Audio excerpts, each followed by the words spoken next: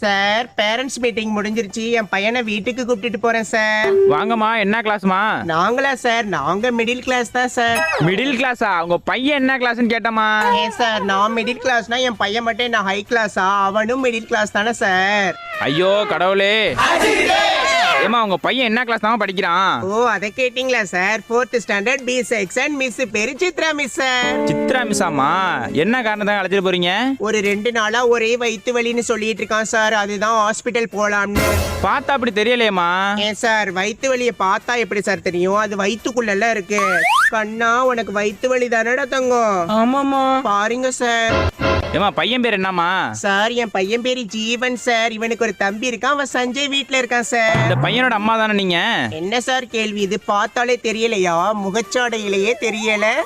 எச்எம்ட்ட சொல்லிட்டு போங்கம்மா. சரி சார், சொல்லிட்டு போறோம். ஏய், என்னடா பெரிய சிபிஐ கணக்குல கேள்வி கேக்குறாங்க? வா போலாம்.